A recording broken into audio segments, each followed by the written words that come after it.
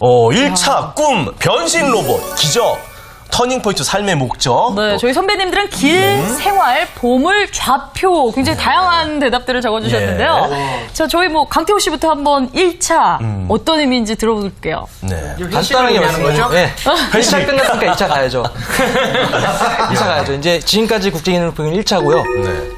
이제 막 저희도 목표가 끝나서 앞으로의 목표가 지금 없습니다. 그래서 제가 지금 작게나마 목표를 잡은 게 외국에 나갔다 보니까 영어 공부에 이제 필요성을 느껴서 이제 또 재미를 붙이고 왔어요. 가서 외국인들 얘기하면서. 그래서 앞으로는 영어 공부에 매진해서 회사에서 이제 해외로 파견 나가는 그런 게 있거든요. 그래서 이제 주재원을 목표로 잡고 있습니다. 와, 근데 신기한 게 독일을 갔다 왔는데 영어 공부하고 싶어졌어요? 세계인들이 다 있다 보니까 외국인들이 다 어떻게 있다 친구들도 좀 많이 사귀고 그랬습니까? 네, 좀 연락도 합니다.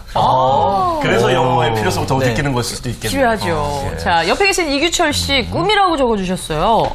저는 이제 초등학교 때부터 꿈이 프로그래머였는데 기능 훈련을 하면서도 그걸 해서 목표가 또 프로그래머가 돼서 그 목표가 동일시되니까 저는 꿈이라고 적었습니다. 다행입니다. 꿈이 해커면 골치 아프거든요. 저도 그게 고민했거든요. 또 선배님들의 좀 의견을 볼까요? 우리 소병진 씨, 길이라고 적어주셨어요. 예. 어떤 의미인가요? 예, 저는 길이라고 적은 거는 뭐 연예인 길이 아니고요. 선생님, 웃기려고 웃기려고 우리가 할게요. 그거 참. 선생님 당황했어요, 저. 죄송합니다. G.O.D의 길 듣고 오겠습니다. 왜냐하면 이 길이라는 의미는 여러 개 표현할 수 있지만 이게 이제 앞으로 삶의 길이라고 보시면 될 거예요. 제가 지금까지 기능올림픽 따고 하면서 지금까지 제가 살아오면서 생활도 하고 뭐 가정도 꾸려서 행복한 가정을 이룰 수 있게 해준 내 원동력이 기능올림픽이 아니었나 그렇게 생각하고 있습니다. 권영률님 생활이라고 적어주셨어요. 생활. 좀 여기에 대해서 배경 설명을 좀 하겠습니다. 아니, 뭐 조폭도 아니고 생활을. 제가 선수 시절에 사실은 이 기능올림픽에 이렇게 35년 동안 쫓아다닌 이유가 있습니다. 선수 시절에 제가 실내장식 직종 선수였었는데 그 당시에 이제 다른 직종들은 그 선배님들이 많이 오셔서 사실 도움을 많이 주셨어요. 그랬죠. 자기 경기 경험이라든지 혹은 뭐 자기가 겪은 경험담 이런 것들을 많이 해주시면서 상당히 옆에서 참 부러웠던 그런 선수 시절이 있었거든요. 그래서 제가 이제 제일 또 존경하는 선배님이 여기 유 선배님이 계시는데 이분은 이제 우리 직종은 아니지만 그래도 그런 경험담이라든지 기술 지도는 아니지만 이런 것들을 많이 들려주시고 같이 이제 기숙사에서 묵으면서 그런 생활을 많이 했던 분 중에 한 분이시거든요. 근데 저희 직종은 이 찾아오는 선배들이 없었기 때문에 제가 선수 시절에 각오를 한 게 있습니다. 우리 후배들한테만큼은 제가 이제 선배 없는 서러움을 겪게 하지 말자. 내가 대회가 끝나면은 그날부터 내 죽는 날까지 우리 후배들을 위해서 내가 노력을 좀 해야 되겠다. 그래서 그 이후로 35년 동안 제가 기능올림픽 행사나 뭐 사업이라면은 제가 어지간히 바쁜 일 아니고는 대부분 참석을 하거든요. 네. 그래서 이제 우리 그 실내장식 직종이 선후배 모임인 그 직종에도 제일 잘 되고 있어서 이제 타 직종에 이제 부러움을 사기도 하고요. 그래서 앞으로도 제가 사는 날까지 또 우리 후배들을 위해서 그렇게 살아갈 생각입니다. 굉장히 감격이 밀려오시나 봐요. 근데 저는 얘기를 쭉 들으니까요. 이렇게 많은 활동을 하다 보니까 생활이 많이 힘들어졌다는 느낌. 부인이 형수님 많이 싫어하진 않으십니까? 집 식구들은 그 뭐 돈 나오는 것도 아니고 뭐 이렇게 쫓아다니냐고 그러는데 맞습니다. 저는 이게 미쳐서 좋아서 제가 하는 일이 좋아서 하는 일이기 때문에 쫓아다니는 겁니다. 근데 생활은 괜찮았어요? 면도할 시간이. 생활은 뭐 남한테 안 빌릴 정도면 되는 거 아닙니까? 마인드 굉장히 좋으세요. 이런 선배님들의 또 노력이 있으시고 뒷받침이 있으셨기 때문에 오늘날의 이런 후배님들이 맞습니다. 또 가는 길이 훨씬 편안한 길이 아닌가 싶은 생각이 드네요. 네. 자, 또 우리 후배들의 의견을 볼까요? 남진수 씨, 기적이라고 적어주셨어요. 기적. 기적입니다. 중학교 때는 반 뒤에서 2등 했거든요. 그래서 뒤에서요?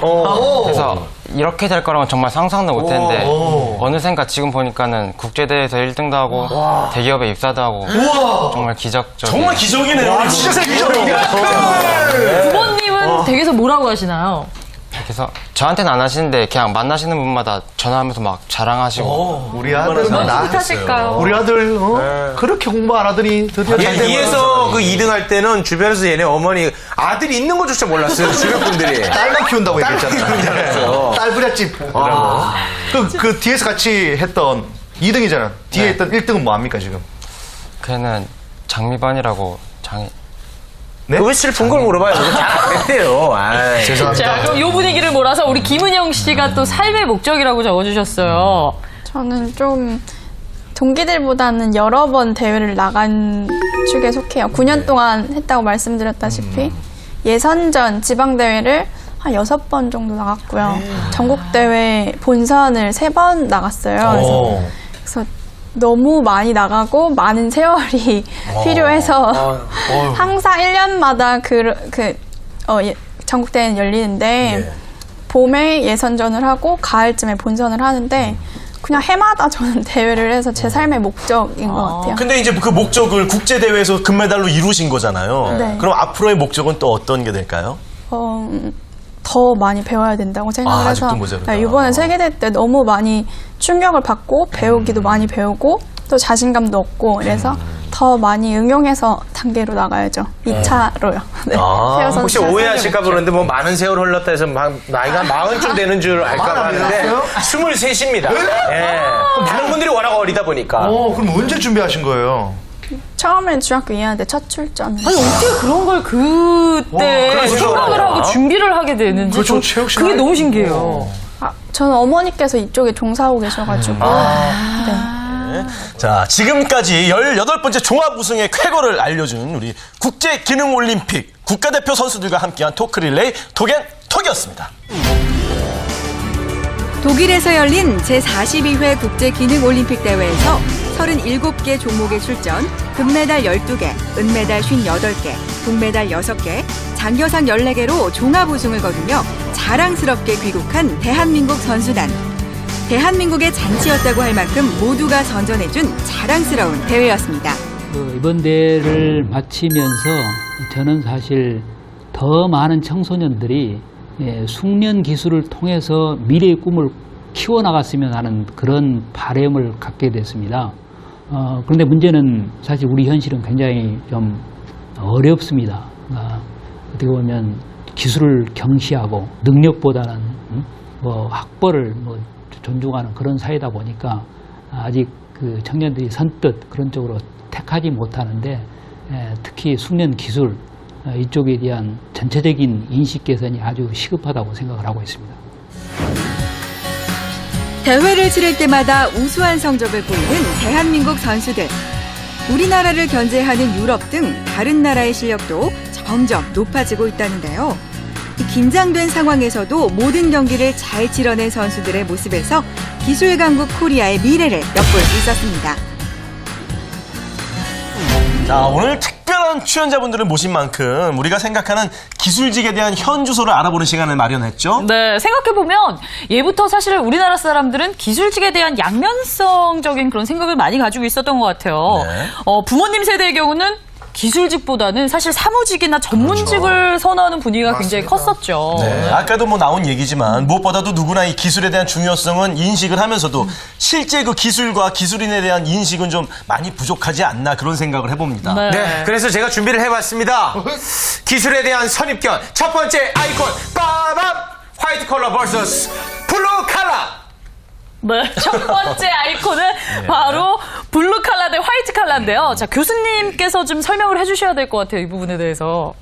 예, 흰색 와이셔츠를 입고 사무실에 근무한다고 해서 사무직 근로자라고 해서 화이트 칼라, 제조업, 강업, 건설업이나 이런 쪽에서 청색 작업복을 입고 일하는 생산 현장 근로자들을 보통 블루 칼라로 불러왔는데요. 예. 사실 우리나라는 조선시대부터 철저하게 뿌리내린 그 산업공상 이런 인식이 좀 자리 잡으면서 문이 좀 숭상되는 그런 현실입니다. 그래서 실제로는 사실 그 기술직도 전문직이에요. 이게 그냥 단순 사무직보다 사실은 기술직이 훨씬 더 많은 대우를 받고 있는 그런 실정인데도 여러 가지 화이트 칼라, 블루 칼라로 나눠져 있고 그 다음에 요즘은 생산 현장 가시면요. 작업복 입고 있는 잘 없습니다. 예를 들면 클린룸 같은 경우는 흰색 완전히 그 무진이라고 해서 하얀색 옷 다 입고 있고요. 네. 그리고 전부 공장 자동화돼 있어가지고 지금 거의 현장 가보시면 이게 사무실인지 현장인지 구분이 안 될 정도로 지금은 화이트 칼라, 블루 칼라가 좀 이게 퇴색돼 있고 오히려 그레이 칼라라고 통칭되는 부분이 되지 않을까 이런 생각도 해봅니다. 저는 그 웃음의 기술자이기 때문에 오늘 또 블루 칼라로 입고 온 거거든요. 근데 다 옛날 얘기네요. 뭐 약간 그레이색으로 그레이요? 보이는데요. 뭐라대? 제가 생명이라. 잘못 씌우는 거. 하지만 아직까지도 이 블루 칼라 하면은 좀 몸을 쓰는 그런 직종, 그리고 화이트 칼라 하면 머리를 쓰는 직종, 이렇게 그런 편견이 아직 남아 있는데 우리 소병진 대표님 이런 부분에 대해서 좀 어떤 생각을 갖고 있어요? 현재 이런 삶을 보면 그 우리가 말하는 화이트 칼라 대표적인 게 뭐 변호사라든가 의사라든가 예. 아니면 뭐 높은 사무직에 있다든가 이런 분들을 뭐 화이트 칼라라고 통칭을 하는 것 같은데 실제 지금 보면은 그분들이라 그래도 뭐 월급을 많이 받고 이런 건 아닌 것들이 많이 있습니다. 많이 있고 뭐 블루 칼라 특히 저희들처럼 뭐 기술을 쓰거나 기능이처럼 저는 목공이니까 현장에서 뭐 숙련 기술인들이 뭐 목공을 하고 작업을 하고 이렇다고 해서 월급이 적다. 그렇진 않습니다.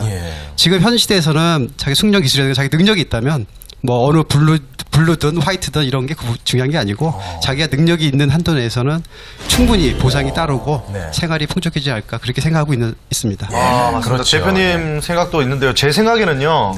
이 화이트 칼라, 블루 칼라 이런 것들이 학력을 이렇게 차별에 빗대서 이렇게 한 것 같은 느낌이 들어요. 그죠? 저는 그렇게 생각하는데 우리 대표님, 배종혜 대표님은 어떻게 생각하십니까? 예, 저도 그 국제기능올림픽 대회를 마치고 화이트 칼라가 되고 싶다는 생각을 한때는 했었어요. 그래서 학교에 가서 공부를 좀 해야 되겠다는 생각도 많이 했었고요. 근데 지금은 그 화이트 칼라, 블루 칼라라는 그런 차원이, 그러니까 그 위원장께서도 말씀하셨지만 우리 그 현장에 가보면은 환경이 너무 좋습니다. 너무 좋고, 그 다음에 또 우리 아까 전에 그 우리 후배들이 받는 연봉도 그 화이트 칼라보다도 월등하게 많은 이 급여를 받고 있는 그런 상이고요. 그 기술을 한다 뭐 해서 이렇게 그 우리 천대시대는 지금 그 직군 화이트 칼라나 그 블루 칼라의 직군이 없어져야 된다고 저는 생각하고 있습니다. 근데 이 기술 분야에 또 이 학력 문제가 있을 수가 있어요. 우리 오늘 나와주신 분들은 이제 대부분 대학을 아직 진학을 충분히 할 수 있지만 또 지원금도 받을 수 있지만 지금 다 고등학교를 졸업하고 산업 현장에서 좀 일을 하고 계신 분들이 많으신데 강봉광 교수님 이런 기술 분야의 학력 어떻게 생각을 하십니까? 사실 그 숙련 기술이 되려 그러면요 전문적인 지식을 알아야 됩니다. 그래서 지금은 당장 사실 여기 있는 우리 선수들이 예비 숙련 예비 명장이죠. 이런 분들, 이런 친구들이 앞으로 더 숙련도를 높이려 그러면 거기에 대한 공부를 해야 됩니다. 그게 꼭 대학교 학력을 따기 위해서 하는 그런 것이 아니라 자기의 숙련도를 높이기 위한 그런 여러 가지 단순 숙련도에서 실제로 명장이 되려 그러면 거기에 대한 이론도 알아야 되고요. 예를 들면 용접하는 선수는 그 용접 재질에 대한 여러 가지 성질도 알아야 되고 이런 공부를 해야 됩니다. 그런 것들을 공부할 수 있는 수단이 단순히 이제 대학교 가서 할 수 있는 방법도 있을 거고 아니면 따로 공부를 할 수 있는 방법도 있습니다. 그래서 사실 우리가 지금 학력 중심 사회에서 능력 중심 사회로 가자 할 때 그 능력 안에는 사실 필요한 학력도 포함이 될 수도 있습니다. 그래서 지금 정부에서도 선취업 후진학 시스템을 만들었습니다. 실제로 특성화 고등학교 출신들이 졸업을 해서 먼저 취업을 하고 취업을 해서 일하다 보면 진짜 공부가 필요해집니다. 그때 가서 공부하면 진짜 공부가 되고요. 그때 필요한 학력을 따면 되는 거고 그래서 선취업 후진학 시스템이라든가 이런 아니면 그 대학 현대중공업 삼성중공업 같은 경우에서도 사내대학이라든가 사내대학원까지도 만들고 있습니다. 그래서 전문 지식을 습득할 수 있는 기회를 충분히 사회에서도 주고 있기 때문에 우선 이 친구들이 지금은 예비 단순 숙련 뭐 이렇게 생각하고 있지만 전문적인 지식들을 더 해서 전문인이 되는 겁니다. 교수님 얘기를 또 이렇게 들어보니까 실제 이제 보이는 학력이 아닌 정말 필요에 의한 학력을 취득하다 보니까 더욱더 열심히 할 수밖에 없을 것 같아요. 네, 그렇겠네요. 우리 남진수 씨 학력을 아까 좀 죄송한데 반에서 뒤에서 2등을 하셨다고 했는데 지금 뭐 대기업에서 지금 근무를 하고 계시니까 본인 어떤 굉장히 마음이 좀 뿌듯하시겠어요. 어떠세요? 질문이 좀 애매모호했나요, 제 질문이? 왜 자꾸 그 뒤에서 그거 얘기하냐 이거예요. 대기업 다니고 있는데 왜 옛날 거 과거를 들추냐 이런 얘기죠. 어떤 그런 학력 어떻게 생각을 하세요, 우리 남지수 씨 같은 경우는? 학력.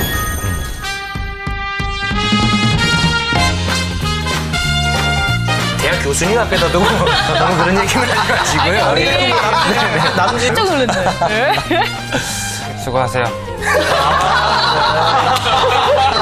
되게 부끄럽게 생각해야 될 거라고 생각합니다. 송기태 선생님과 전화 연결을 저희가 진짜요? 예.